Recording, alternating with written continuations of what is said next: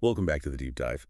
Today, we're going to ancient India to take a look at a period many call India's golden age, the Gupta Empire. Yeah, it's amazing how this era from roughly 320 to 550 CE emerged from such a complex tapestry of kingdoms and cultures. Right, it wasn't just like a sudden burst of golden light. There's a whole story before we get to the story. Exactly. To understand the Guptas, you really have to go back a few centuries to when India was made up of these powerful kingdoms called the Mahajanapadas. And they really set the stage for everything that came after. Mahajanapadas, it sounds kind of mythical. Were these kingdoms like precursors to empires, like Yeah. ones we usually think about with ancient India? They were more like the building blocks. Like imagine a society transitioning Yeah. from these smaller nomadic tribes Yeah. to settled agriculture. Around the 6th century BCE, that shift required entirely new ways of thinking about governing resource management social structures. And the Mahajanapadas were pioneers, figuring all that out. So they weren't just like bigger tribes. They represent a fundamental shift in how society was organized. Yes. And what's really interesting is this political and social transformation. It happened alongside a period of huge philosophical and spiritual development. The Vedas, those ancient Hindu texts, they are being composed at the same time these kingdoms were taking shape. So you're saying these two massive shifts, political and spiritual, happened at the same time. Yep. And they became really intertwined. The ideas in the Vedas, concepts like dharma and karma, they were woven into how these kingdoms worked. Okay, so that's where I need a bit more explanation. I've heard those terms before. But can you tell me a little more about dharma and karma? How did they affect the Mahajanapadas? Okay, so think of dharma as like a cosmic job description, your role, your duty in the grand scheme of things based on your place in society.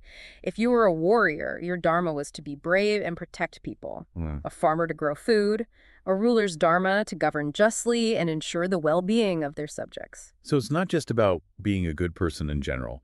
It's about fulfilling a specific purpose within the social order. Exactly. And that emphasis on dharma was central to how the Mahajanapadas legitimized their rule. They weren't just claiming power with force, they were arguing they were upholding a cosmic order, a divine system. That makes sense. So Yeah. where does karma come in? Okay, karma is like a cosmic scorecard. Every action has a consequence. Good actions lead to good karma. Bad actions lead to bad karma.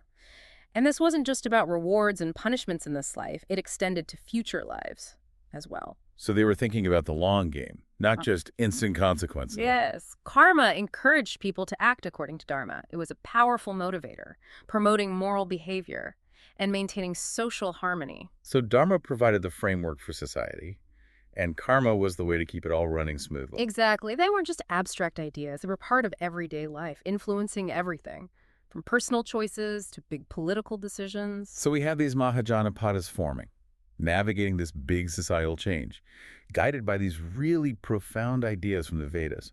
But we're talking about many kingdoms, right? Each with their own goals and strategies.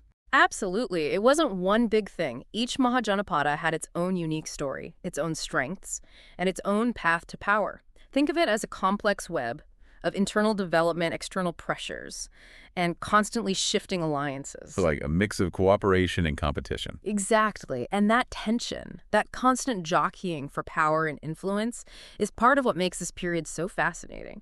But to really understand how it all played out, we need to look at the daily lives of the people who lived back then. Yes.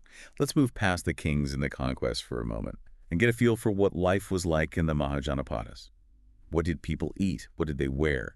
What were their homes like? Okay, imagine you're transported back in time. You're walking through a busy city in a Mahajanapada. The air is filled with the smells of spices and incense and cooking.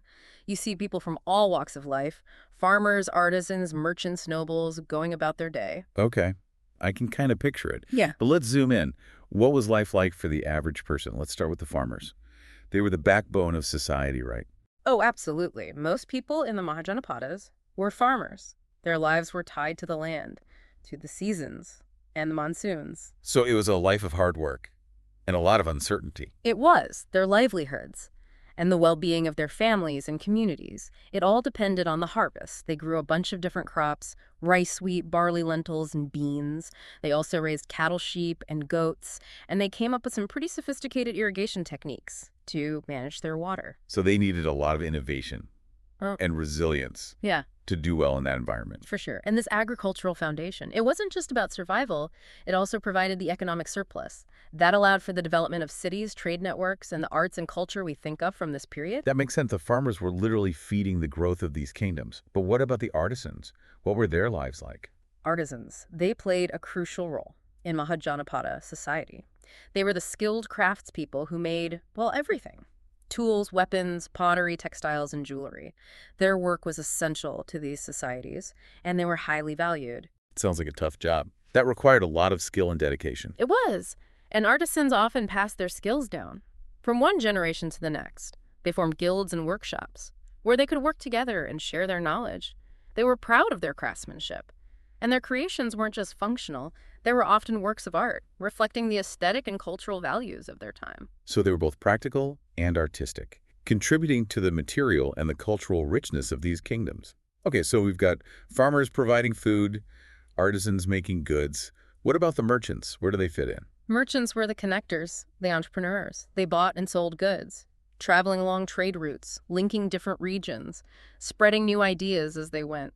I bet being a merchant could be adventurous, full of risks and rewards. It was. They faced dangers from bandits to wild animals, unpredictable weather, and even political instability. But the successful ones, they could build up a lot of wealth and influence, connecting the Mahajanapadas to each other and to the wider world. So they were bringing in new ideas and cultural stuff from outside.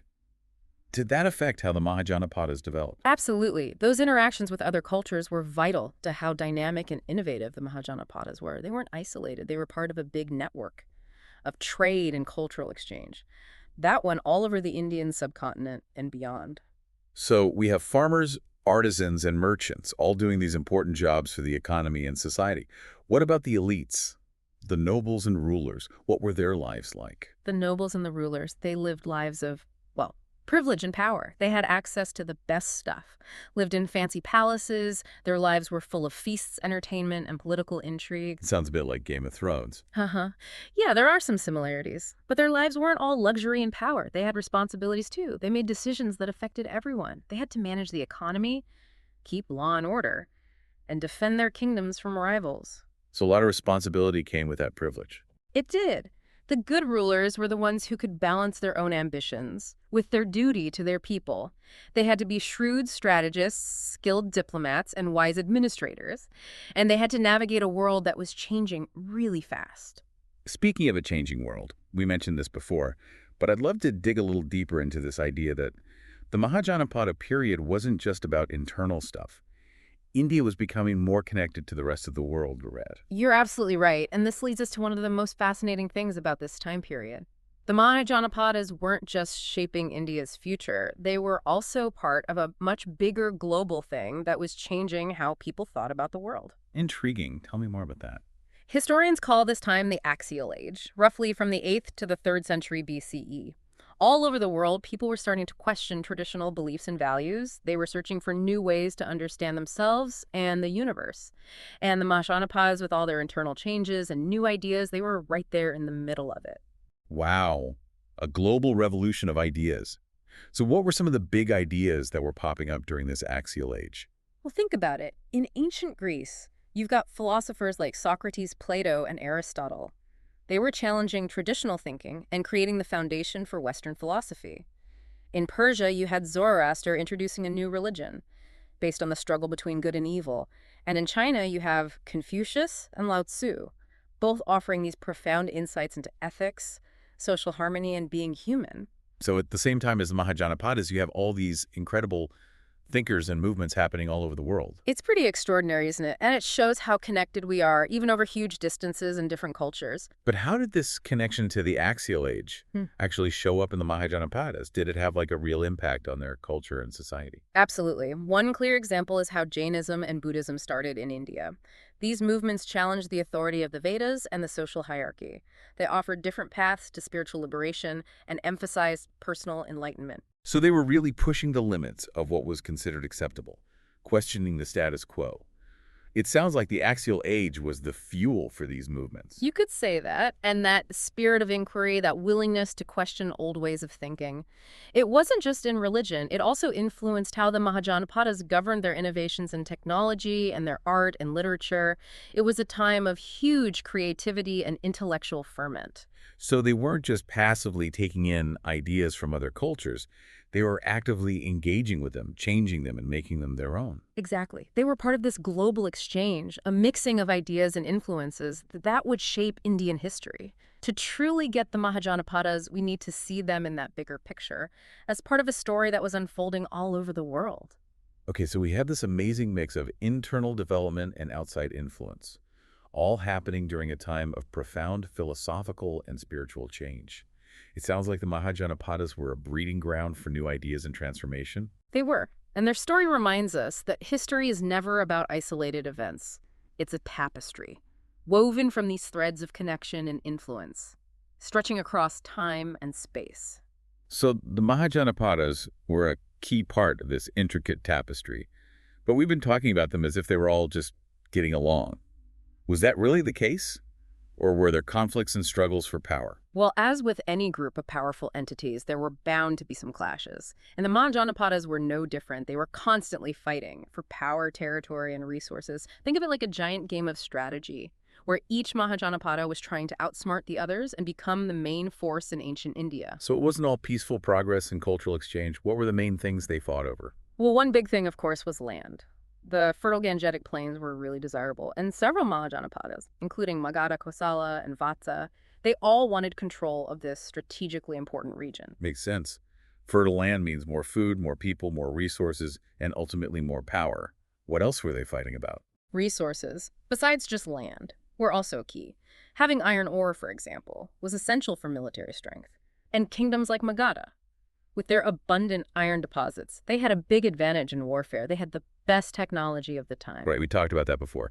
Iron Age tech against Bronze Age, that's a game changer. It was, and controlling resources could lead to all sorts of tension and conflict as these kingdoms tried to secure their own supplies and limit the power of their rivals. Okay, so land and resources, classic reasons for fighting. Yeah. What else was at stake in these power struggles? Trade. Trade was another big factor. Controlling trade routes meant controlling wealth, and the Mahajanapadas were always trying to get a better position to access those valuable markets. They knew that economic power could be just as important as military might. So it wasn't just about conquering land. It was about controlling the flow of goods and the money that came with it. Yeah. It sounds like there were a lot of different motivations and strategies going on. There were. And of course, we can't forget about ambition. These Mahajanapadas were ruled by kings. And kings, well, they tend to have big egos and big ambitions. Yeah, power can do that. Definitely. So you have these ambitious rulers, each wanting more land, more wealth, to cement their legacy. And that thirst for power and prestige, it often led to conflict with their rivals. So we have this mix of territorial disputes, competition for resources, trade wars, and power-hungry rulers. It sounds a lot like the setup for those epic stories we were talking about earlier. It does. These conflicts, with all their drama and intrigue, they became part of the folklore and mythology of ancient India. But what did these conflicts actually look like? Were they small skirmishes or full-blown wars? Well, there was a whole range. From minor border clashes to big wars that could last for years and involve huge armies.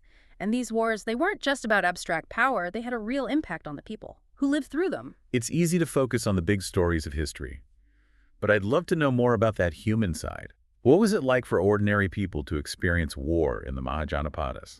Imagine living in a village, on the edge of a Mahajanapada. Life is simple, but it's good. You work the land, raise your family, you're part of your community. But then, you hear your kingdom is at war. Suddenly, life is anything but simple. Exactly. Daily life is disrupted. Men are called to the army. Resources are shifted to the war effort.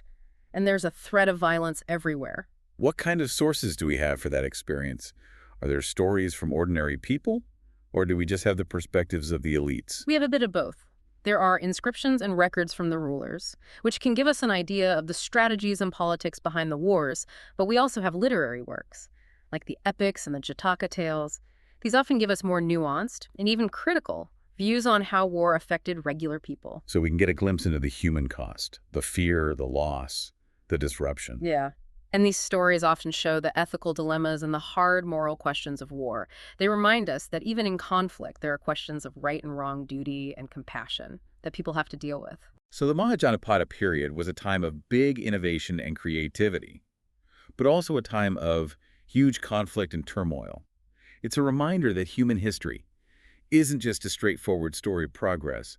It's this complicated mix of good and bad. Exactly. And the Mahajanapadas, with all their complexities and contradictions, they show that they were both builders and destroyers, visionaries and pragmatists. And their story shows the power of human ambition, resilience, and our capacity for both great good and great harm. So we have this vivid picture of the Mahajanapadas now, their political systems, their culture, their conflicts, their connection to the axial age. But what about their legacy? What happened to them? Where did they go? Well, like everything in history, things change. The Mahajanapadas, despite their power and influence, they weren't immune to the forces of time and circumstance. Their decline was gradual, driven by a lot of different internal and external factors. Let's unpack those factors. What were some of the main things that caused the Mahajanapadas to decline? Well, one factor was internal conflict. We talked about those wars and rivalries between them, those power struggles. They could sometimes lead to new ideas and growth.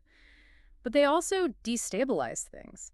They made the kingdoms weaker and more vulnerable to outside threats. So it's that classic case of a house divided. Yeah, exactly. And those internal divisions, they created opportunities for ambitious rulers from outside the Mahajanapadas to come in and take power. So the Mahajanapadas were weakened from within, which made it easier for new powers to take over. That's right.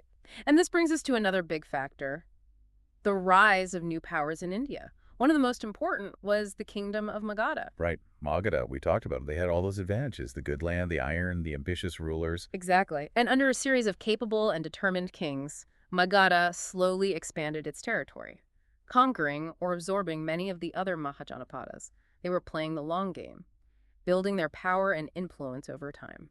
So in a way, the Mahajanapadas helped create the conditions for their own downfall by paving the way for a more unified empire. It's kind of ironic, isn't it? But it happens a lot in history. One era leads to the next. The seeds of change are often sown within the very systems they eventually transform. Okay. So internal conflicts and the rise of Magadha were part of it. Mm-hmm. Anything else contribute to the decline of the Mahajanapadas? Yeah, there were also those external pressures we talked about. India was never really isolated from the world. And during the Mahajanapada period, there was more and more interaction with powers outside the subcontinent. It's like a reminder that globalization is not just a modern thing. Exactly. Trade routes connected India to the Middle East, Central Asia, even the Mediterranean.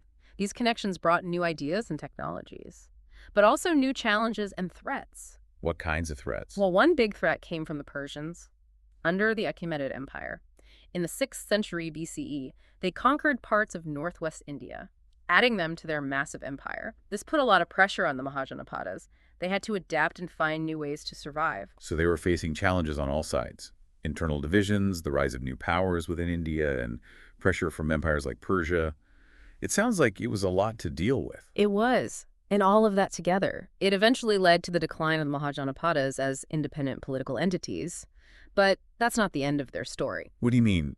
Their kingdoms may have faded, but they didn't just disappear, did they? Exactly. Decline doesn't always mean gone. The Mahajanapadas may have been absorbed into bigger empires, but their legacy lived on. Their political systems, their cultural achievements, their ideas, all of these things continued to shape India long after the Mahajanapadas themselves were gone. So their influence continued, even as their kingdoms changed. Yes, and that's one of the key things to remember. The Mahajanapada period wasn't just a lead-in to the great empires. It was an important time in its own right, a time of experimentation, innovation, and intense competition.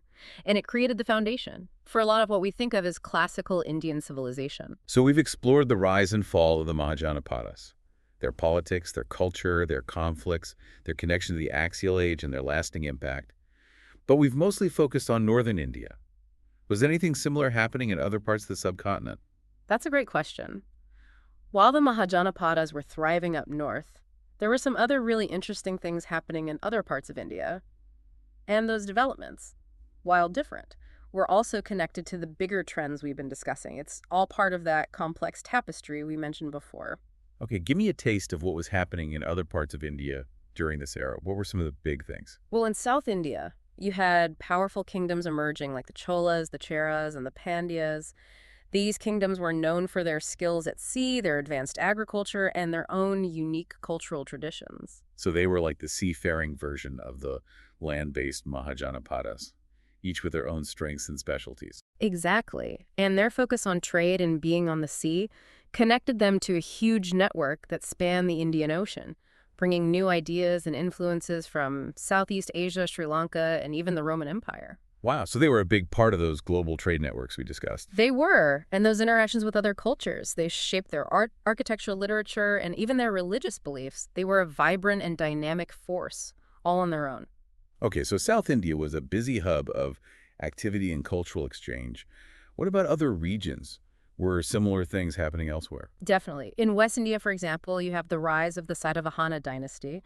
They were known for supporting the arts, their well-organized administration, and their role in spreading Buddhism. So another example of a powerful kingdom rising outside of the traditional Mahajanapada area. Exactly. And their story shows how the trends we've been talking about, the rise of new powers, the growth of Buddhism, and the importance of trade, these things were influencing developments all over the subcontinent. It's fascinating to see how these different regions were all connected, Mm. each with its own unique flavor, Yeah. but also sharing in these bigger trends that were shaping India's future. It is, and it reminds us that India's history isn't just about one region or one dynasty. It's a tapestry woven from all these different cultures, beliefs, and experiences, all interacting and influencing one another. So even though we've mainly focused on the Mahajanapadas in this deep dive, it's important to remember they were just one piece of a much larger and more complex puzzle. They were, and to really understand them, we need to see them in context, as part of a bigger story that was happening across India, a story of transformation, innovation, conflict, and eventually the rise of one of the world's greatest civilizations. Okay, so we have this picture of all this culture kingdoms and new ideas happening all over India during the Mahajanapada period. But what happened next? How did this time affect what came after in India? What were some of the lasting impacts? That's a great question, and that's why studying the Mahajanapadas is so important. They didn't just exist on their own. They set the stage for some of the biggest developments in Indian history. They were the link between the Vedic period and the rise of those great empires of India. Okay, I'm ready for the grand finale. How did their legacy shape things in India? What were some of their biggest contributions? Well, we've talked about some of it already, but let's bring it all together and look at how the Mahajanapadas paved the way for what came next. One of their most important contributions was in how they organized and ran things politically. Before them, India was mainly a bunch of smaller, separate groups. But these kingdoms, they started trying out different ways of governing, developing more complex systems to manage bigger territories and more people. So they were basically figuring out how to scale things up, how to create systems that could handle the challenges of ruling over larger and more diverse areas. Exactly. They were trying out different models, from monarchies to republics to oligarchies, and they were developing these sophisticated bureaucracies, systems of taxes, and standing armies. These were all new things that would be super important for the empires that came later. So they were setting the stage for a more unified and centralized India. Yeah, and it wasn't just about political structures. They were also developing the ideas and philosophy behind a more unified India.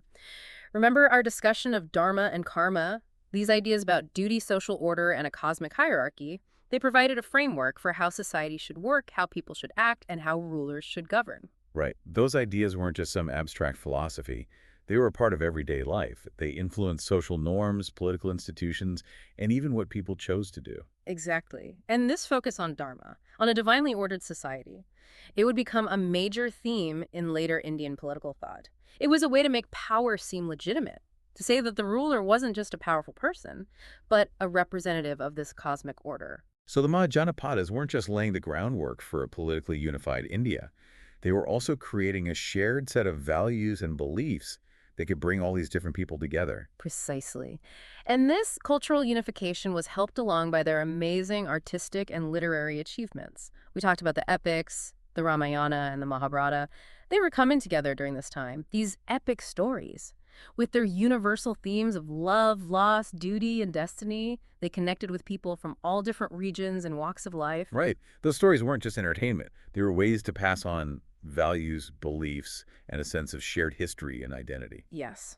And it wasn't just the epics. The Mahajanapadas also produced tons of other literary works, from poetry and plays to philosophy and science.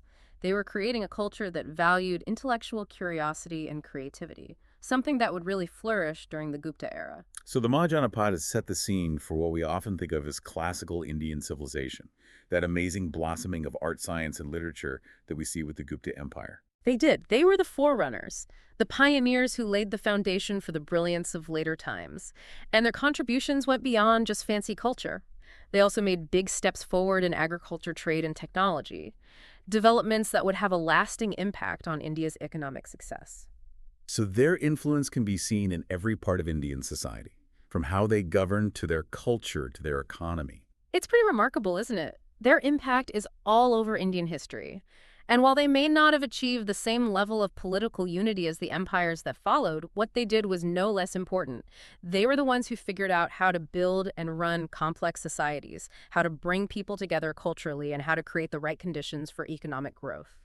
So we've explored the rise and fall of the Mahajanapadas, their political systems, their cultural achievements, their conflicts, their connection to the axial age, and their lasting legacy. But as we wrap up this deep dive, I'm curious about your take on their place in the big story of India. How should we remember the Mahajanapadas? That's a great question. I think the most important thing to remember is that the Mahajanapadas were a time of huge change and experimentation. They were a transitional period, a bridge between the Vedic period and the emergence of those great empires. So they were both looking back at the past and moving forward into the future. Exactly. They were drawing on the traditions and wisdom of the Vedic era, but they were also pushing the boundaries, trying out new ways of governing, exploring new ideas, and creating new forms of art and culture. They sound like they really embodied both continuity and innovation. They did. And that's what makes them so interesting. They weren't just passively inheriting the past. They were actively shaping the future. They were the ones who worked out how to build and manage complex societies, how to handle bigger and more diverse populations, how to encourage a shared culture, and how to create conditions for economic success. And all of that laid the foundation for everything that came after. So they were kind of the unsung heroes of Indian history, the ones who built the foundation for the great things that came later. You could say that. And I think it's important to acknowledge their contributions, to recognize that the Mahajanapadas weren't just a stepping stone to something bigger. They were a dynamic and vibrant era all on their own, full of innovation, creativity, and a spirit of exploration that helped shape Indian civilization. I love that. And on that note, it looks like we've reached the end of our deep dive into the Mahajanapadas. We hope you've enjoyed exploring this fascinating period of history with us, and we encourage you to keep learning, to keep asking questions, and to keep discovering the amazing tapestry of the past. Before we finish completely, I think we should touch on one more thing about the Mahajanapadas' legacy, something a bit more complex. We talked about the caste system earlier and how it became more fixed during this time. And while we don't want to just focus on the bad parts of history, I think it's important to recognize that this social hierarchy, with all its inequality, had a big and lasting impact on India. Yeah, it's a good point. Progress isn't always a straight line. Societies can move forward in some ways and at the same time hold on to or even make things worse in others. Exactly. And the Mahajanapadas, for all the good things they did, they also helped solidify a social system that would cause divisions and problems that we're still dealing with today. It's a complicated and difficult part of their story, but we need to talk about it if we want to fully understand Indian history, with all its richness and contradictions. I agree. And the Mahajanapadas, they really show us that. Innovation and creativity on one hand, and conflict and social divisions on the other. Their legacy, like all historical legacies, is mixed. It's our job to learn from both their successes and their mistakes as we try to build a fairer and more just world. Very well said. And on that note, we'll leave you with this thought. The Mahajanapadas may be a chapter from long ago, but their story still matters today. Their innovations, their ideas, their struggles, their victories, they're all part of the world we live in now. Yeah. And when we explore the past, we're not just finding lost stories, we're also learning about ourselves, where we come from, and what's possible for the future. Exactly. So until next time, keep exploring.